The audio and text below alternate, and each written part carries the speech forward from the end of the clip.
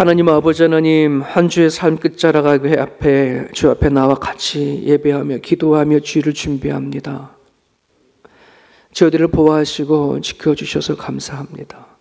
주님 전으로 달려나와 아버지 앞에 나아갈 수 있도록 인도해 주심을 감사합니다. 아버지 하나님, 세상은 악한 영은 끊임없이 우리에게 다가와 평안하다 평안하다 괜찮다 괜찮다 할지 모르지만 하나님 주께서는 끊임없이 우리에게 경고하십니다. 괜찮지 않다고. 이 세상은 흔들리고 있다고. 역사 가운데 가장 큰 위기가 왔다고 우리한테 말씀하십니다. 보여주십니다. 전쟁으로, 전염병으로, 자연재해와 또 수많은 지진으로 인하여서 수많은 생명이 죽어가는 이 모습 앞에 아버지, 우리가 안일한 마음으로 세상을 바라보지 않기를 원합니다. 시대를 향하여 한 명이라도 구원하고자 원하시는 주님의 마음을 깨달아 알아. 우리가 하나님의 자녀로서 또 제자로서 어떻게 살아가야 할 것인지, 어찌할고 탄식하며 주께 기도하며 나가는 우리 모두가 되게 하여 주옵소서. 다시 한번 우리들에게 주께서 부르신 소명이 듣게 하여 주옵시고 사명으로 주어진 인생 살아갈 수 있는 우리 모두가 되게 하여 주옵소서. 아버지, 특별히 갑자기 찾아온 질병들 앞에 많은 성도들 그의 마음과 믿음이 무너지지 않게 하여 주시고 이때를 위하여 우리가 준비하고 믿었던 그 믿음이 하나님 그 어느 때보다도 크게 드러날 수 있도록 하나님 함께하여 주옵소서. 주께서 주신 말씀으로 지켜낼 수 있도록 인도하여 주시옵시고 우리 함께 하시는 성령의 도움으로 이 모든 어려움들을 같이 극복해 갈 수 있도록 주께서 인도하여 주옵소서. 매주마다 드려진 예배가 하나님 아버지 습관적으로 드려지는 예배되지 않게 하시고 내 의무와 책임을 다하는 예배를 넘어 아버지 하나님, 정말 내가 기뻐하고 목숨을 다하고 뜻을 다하는 귀한 예배가 되어올 수 있도록 하나님 도와주셔서 내일 어린아이부터 장년까지 드려지는 이 모든 예배 가운데 성령께서 임재하여 주옵소서. 한 사람 한 사람 찾아가 주시고 그들의 마음과 그들의 생각을, 그들의 의지를 하나님의 뜻으로 만들어 주옵소서. 예수님의 이름으로 기도합니다. 아멘. 마태복음 10장입니다. 마태복음 16절에서 23절까지가 본문입니다. 23절입니다. 16절에서 23절.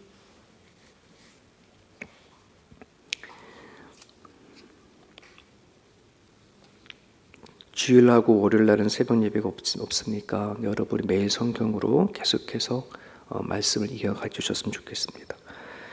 같이 읽습니다. 보라, 내가 너희를 보냄이 양을 이리 가운데로 보냄과 같도다. 그러므로 너희는 뱀같이 지혜롭고 비둘기같이 순결하라. 사람들을 삼가라. 그들이 너희를 공회에 넘겨주겠고 그들의 회당에서 채찍질하리라. 또 너희가 나로 말미암아 총독들과 임금들 앞에 끌려가리니 이는 그들과 이방인들에게 증거가 되게 하려 하심이라. 너희를 넘겨줄 때에 어떻게 또는 무엇을 말할까 염려하지 말라. 그때 너희에게 할 말을 주시리니 말하는 이는 너희가 아니라 너희 속에서 말씀하시느니 곧 너희 아버지의 성령이시느니라. 장차 형제가 형제를, 아버지가 자식을 죽는 데에 내주며 자식들이 부모를 대적하여 죽게 하리라. 또 너희가 내 이름으로 말미암아 모든 사람에게 미움을 받을 것이나 끝까지 견디는 자는 구원을 얻으리라. 이 동네에서 너희를 받게 하거든 저 동네로 피하라. 내가 진실로 너희에게 이르노니 이스라엘의 모든 동네를 다 다니지 못하여서 인재가 오리라. 아멘.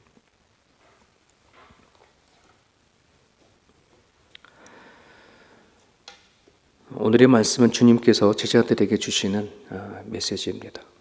그래서 정말 내가 제자입니다 라고 하는 이 고백과 확신이 없지 않으면은 이 말씀은 그냥 스쳐 지나가는 바람의 소리와도 같습니다.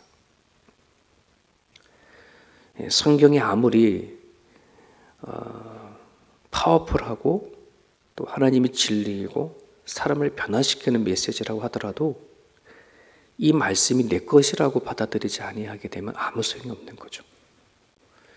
그래서 내가 정말 주님 앞에 제자입니까? 라고 하는 그 확신과 그 고백 하에 이 말씀은 나한테 적용이 되어지고 영향을 미치게 되어집니다.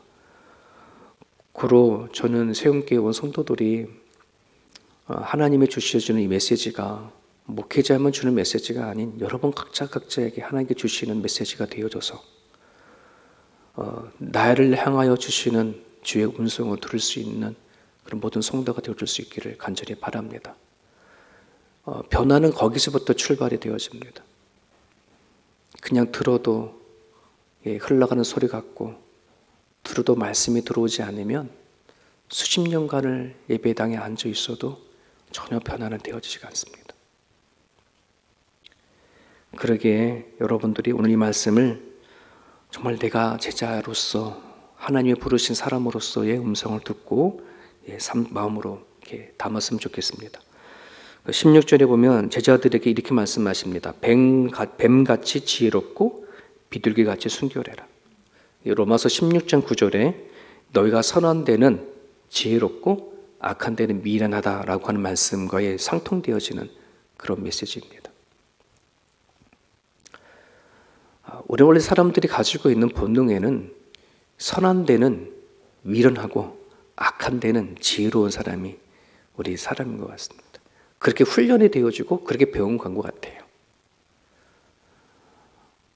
우리가 하나님을 믿으면서 참 많이 힘들고 갈등이 되어지는 그 이유는 하나님을 모르고 성장하고 자라면서 세상에서 배웠던 그 수많은 가치관들이 선한 데는 좀 미련하고 악한 데는 빠른 지혜로운 그런 것에 좀 더 많은 것을 보고 느끼지 않았나 이런 생각을 좀 많이 하거든요.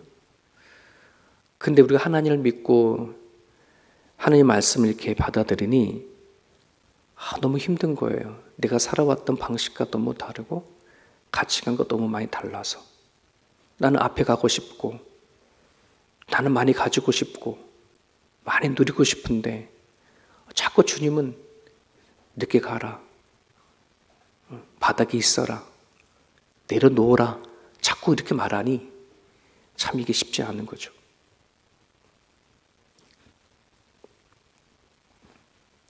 예수님께서는 제자들이 악한 세력부터 공격을 받을 때에 악에 대한 실질적인 통찰력을 갖기를 되게 바라셨습니다. 그리고 주께서 그렇게 하셨던 것처럼 선한 마음을 가지고 악에 대하여 이길 것을 요청하시는 그런 메시지입니다. 여러분은 교회 신앙생활 하다 보거나 또 가정생활 또 사회생활 하다 보면은 참으로 많은 악한 영들이 곳곳에 침투해 들어와서 우리를 마음을 쑤셔놓고 막 힘들게 하거든요. 그럴 때 우리는 제일 빠른 대처가 나를 뭐 하려는 거예요? 나를 보호하려고 하는 거. 내가 피해를 보지 않으려고 하는 거. 자동적으로 내 방어가 되어지거든요.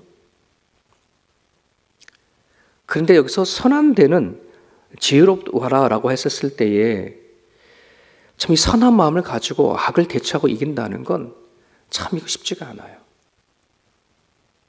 우리는 눈에는 눈, 이에는 이 이렇게 하고 싶거든요. 고대 함무라비 법정에서 나온 그 계명은 사람의 마음이 너무 악하다는 걸 가지고 이 법을 만들었거든요. 쉽게 말하면 사람이 나한테 나는 아무런 죄를 저지르지 않았는데 저 사람이 내 하나의 눈을 다치게 했어요. 근데 우리는 저 사람이 나 눈 하나 다치게 했으면 나는 그 사람에게 똑같이 해줘야지 눈 하나만 다치게 해줘야지가 아니라 나는 눈 둘을 해칠 거야. 이게 우리가 갖고 있는 마음이거든요. 그래서 법으로 너 하나를 다쳤으니까 꼭 그 사람 하나만 다치게 해. 눈에는 눈이야, 이에는 이야. 너는 너 눈 다쳤다고 너는 눈이나 이나 다 잘리라 그러지 마. 이런 마음인 거거든. 그걸 방지하기 위해서 그 법을 만드는 거거든요. 그러니까 우리는 선한 마음을 가지고 악을 이기는 거 이건 전주 정말 불가능한 일이라고 생각되죠. 근데 주님께서는 제자들을 가르치잖아요. 가르쳐요. 당신께서 어떤 분이신 줄 알고 보여주셨어요. 그냥 일반 사람이 말하는 메시지가 아니라 세상을 창조하시고 지으신 하나님이신 분이 인간의 몸을 입고 이 땅에 오신 예수님께서 주시는 메시지를 하는 거예요.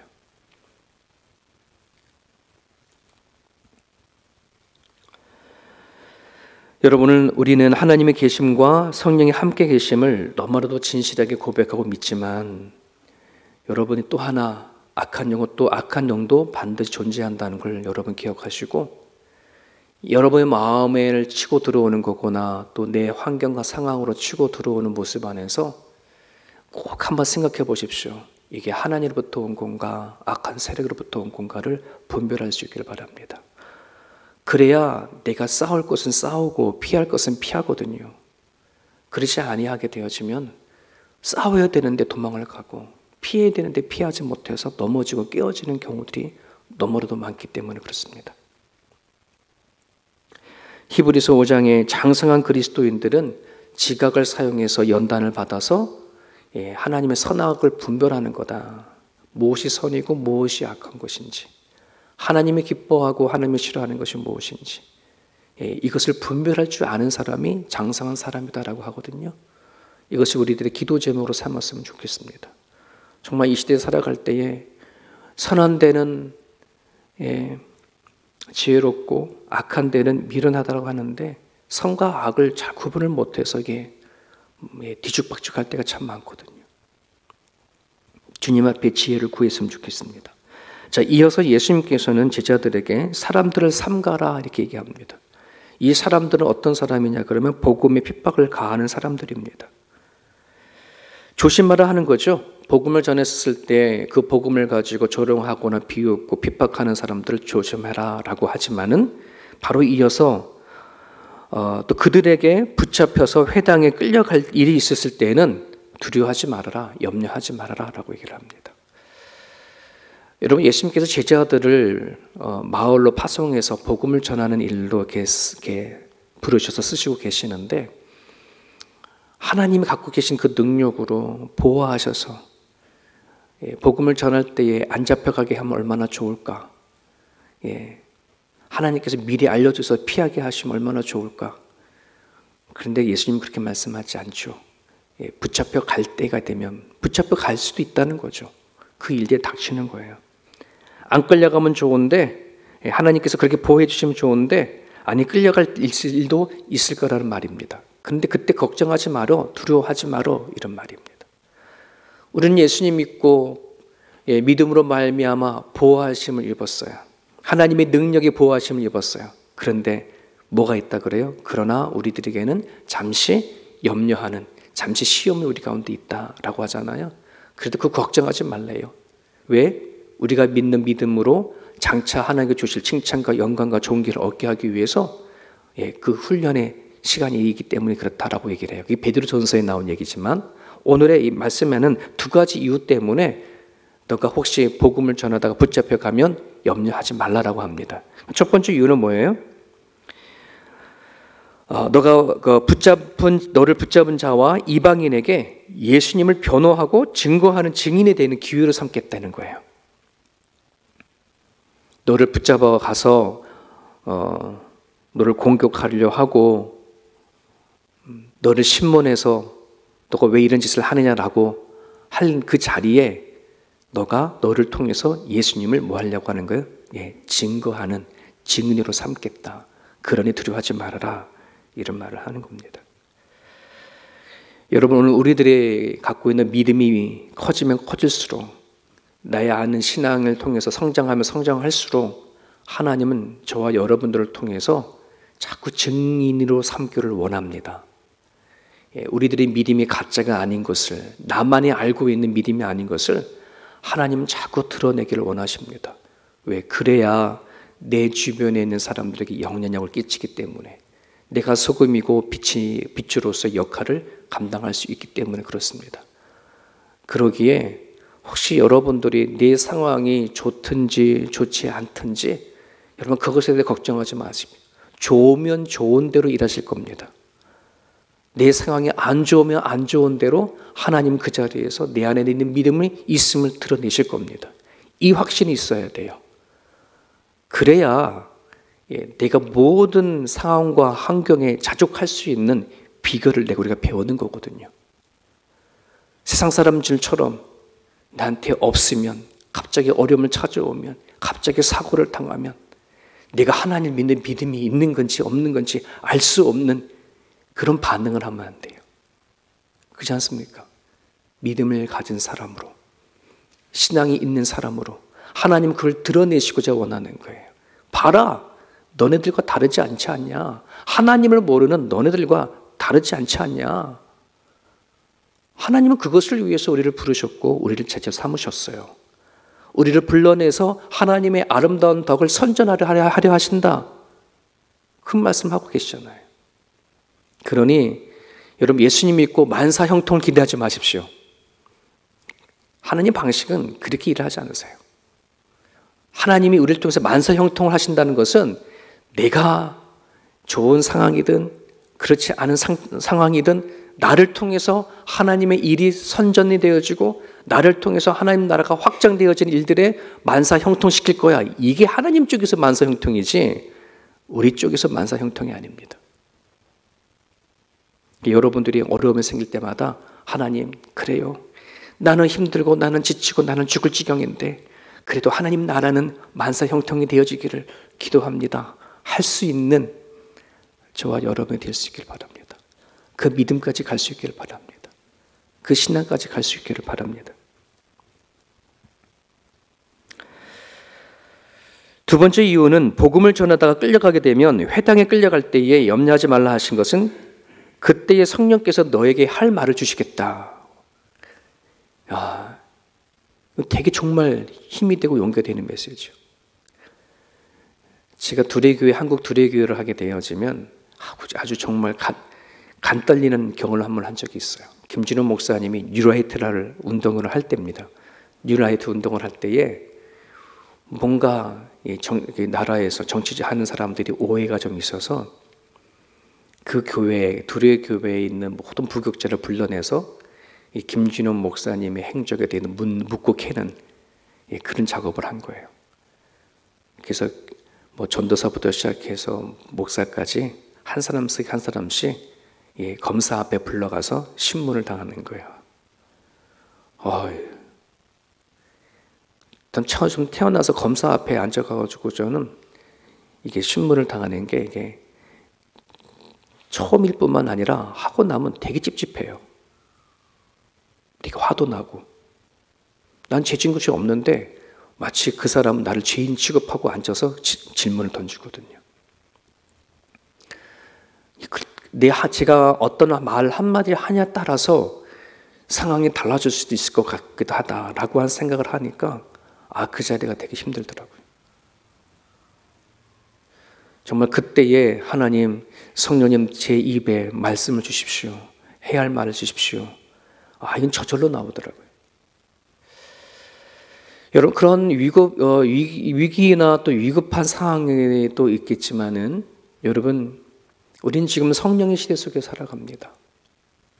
성령이 임하기 전에 주께서는 제자들에게 너희들 걱정하지 말어. 너희들 갈 때에 성령께서 너희 입술을 통해서 하게 할 말씀을 주실 거야 라고 말하지만 우리는 그 제자들보다 더 큰 은혜를 받은 것이 이미 우리는 성령을 받았거든요.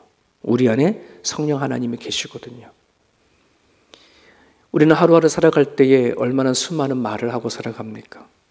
말 한마디에서 싸우고 다투고 말 한마디에서 화해가 되어지고 말 한마디 위에서 10년 먹었던 체중들이 사라지는 것이 그 말 한마디인데 우리는 그 한마디 말을 못해서 수많은 원수를 갖고 살아간 사람들이 있고 그 한마디를 말을 못해서 정말 행복한 삶을 살아가지 못하는 경우들이 너무도 많이 있습니다. 여러분 우리는 그래서 성령을 구해야 합니다. 내가 살아오는 가정 가운데 하나님 없이 내 마음대로 내가 주인이 되어서 내뱉었던 수많은 말들을 성령 안에서 다듬어 가야 되고 만들어 가야 합니다. 내 말을 하는 법이 달랐나? 내 말하는 것이 잘못되어졌는가? 상처를 주는가? 아프게 하는가? 남에게 용기를 주는 건가? 희망을 주는 메시지인가?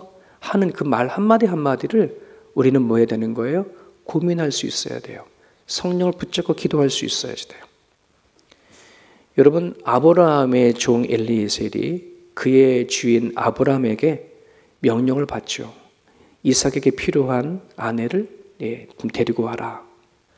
그래서 엘리에셀이 아브라함의 고향에 가가지고서는 한 처녀를 데리고 와야 되는데 얼마나 막막해요. 그때 엘리에셀이 기도하죠. 하나님, 내가 아브라함이 내 주인의 마을에 갔었을 때에 우물에서 어떤 여인을 만나든 제가 이렇게 물어볼 겁니다. 내가 목마르니 물을 좀 주십시오. 그럴 때에 그 어떤 여인이 자기에게 물만 주는 것뿐만 아니라 함께 타고 낙타에게도 다 물을 주는 여인이 있다면 하나님께서 그 여인을 나한테 붙여주신 여인을 좀 믿습니다. 이렇게 기도를 했거든요. 그러니까 엘리에셀이 이런 기도를 왜 할 수 있었냐면은 하나님을 믿었거든요. 자신이 말하고 생각하는 그 순간순간을 하나님 들으시고 일하신다는 것을 너무나도 확실히 믿었기 때문에. 여러분, 오늘 우리가 하나님을 믿으면서 성령이 함께 한다고 고백을 하지만 이것에 대한 진짜 믿음이 없으면 우리는 막말하고 살아가요. 솔직히 말하면. 주님은 들으세요. 그리고 아세요. 내가 어떠한 생각으로 말하는지, 내 입술의 말을 통해서 열매를 만들어 가시는 분이 하나님이라는 사실을 여러분들을 기억하십시오. 성령께서 내 살아간 삶의 순간순간마다 나의 입술을 말씀하게끔 해달라고, 내 입술에 파수꾼을 세우게 해달라고. 그게 우리가 제자의 삶의 도리이고요. 제대로 살아갈 때 정말 이건 필수적인 부분들입니다. 왜 그러냐면은 공들여 쌓은 탑들이 말 한마디로 다 허물어 버리거든. 그게 전 너무 안타까워요. 여러분들이 하나님께 기도하십시오. 하나님, 성령께서 제 입술의 열매로 제 입술에 나오는 것을 다스려 주시고 또 이끌어 달라고. 자, 21절에 보면 장차 형제가 형제를, 아버지가 자식을 죽이는 데 내어주며 자식들이 부모를 대적하여 죽게 하리라. 이 미가서에도 있는 말씀입니다. 미가서 7장 6절에는 아들이 아버지를 멸시하며 딸이 어머니를 대적하며 며느리가 시어머니를 대적하려니 사람의 원수가 곧 자기 집안 사람이로다 라고 하는 구약에도 있는 말씀입니다. 이 메시지는 장차 주께서 오시는 그 딸이 되어지면 종말론적인 상황을 얘기를 합니다. 마지막 끝자리가 되어져 버리면 가장 가까운 집안의 원수가 복음에 대해서 대적자가 되겠다라는 그런 예언적인 메시지인데요. 이미 이 예언은 예수님이 오심과 성령의 이 땅에 오심으로부터 그대로 지금 진행되어 가고 있는 과정입니다. 여러분, 우리가 복음과 신앙생활 하다 보면 복음에 대한 원수가 멀리 있지 않아요. 우리의 적은 북한이다 이게 아니고 정말 우리가 예수님 믿고 복음 믿고 가장 나를 힘들게 만들고 하는 것은 집안에 우리 가족이 사랑하는 사람들이거든요. 자, 이 부분에 대해서 신천지나 이단은 뭐라 합니까? 그러니 가족과 단절해, 끊어버려. 이게 신천지에서 가리키는 거예요. 봐라, 집안의 원수가 다 있지 않냐? 넌 하나님의 사람이니까 너의 부모도 끊어야 돼. 가족 다 끊어야 돼. 이게 신천지가 말하는 잘못된 해석이죠. 아니에요. 뭐라 그럽니까? 끝까지 견디는 자. 끝까지 견디는 자. 내 사랑하는 가정 안에 복음을 대적하는 자가 있기 때문에 그들을 단절하고 피하고 도망치는 걸 끝내는 게 아니라 끝까지 견딜고 그들에게 뭐가 되는 거예요? 하늘의 빛이 되어주고 그들을 위해서 기도해주고 내 가정 안에 원수가 있다면 그들에게 뭐 하는 거예요? 사랑을 실천하는 거잖아요. 주께서 원수를 사랑하라라고 말하면 그 원수는 내 눈에 보이는 원수이기도 전에 내 마음의 원수이기도 하잖아요. 복음에 대한 대적자이기도 하잖아요. 사랑해야 되는 거예요. 끝까지 견딜고 끝까지 기도해서 한 영혼을 구원하고자 원하는 거. 이게 주님의 마음인데. 사랑하는 여러분, 오늘 우리는 살아가다 보면 여러 가지의 제자로 살아가는 거 쉽지가 않습니다. 주님 말씀 붙잡고 살아가는 거 쉽지 않습니다. 핍박과 조롱과 여러 가지 어려움이 많이 있을 겁니다. 오늘 말씀하신 바대로 견디어내어 주시고 주께서 말씀하신 바대로 우리가 어디에서 무엇을 어떻게 하든 또 어려운 일이 있든 내가 너와 함께 할 거고 너가 해야 할 말도 다 내가 줄 거고 하는 그 하나님의 인도하심과 또 하나님의 함께 하심을 여러분을 믿고 하루하루를 살아냈으면 좋겠습니다. 오늘 여러분들이 이 아침에 여러분 기도해 주실 때요, 선악을 분별할 수 있는 그러한 영적 지혜를 달라고 기도해 주시고 말에 실수가 없도록 성령께서 내 입술에 바스크를 세워주십시오라고 기도하시고, 여러분 주변의 가족 안에 친척들 중에 아직도 복음만으로 들어오지 못한 그런 식구들이 있으면 그들을 위해서 간절히 기도해 주시는 아침이 됐으면 좋겠습니다. 자, 이렇게 이 아침에 기도해 주시길 바랍니다.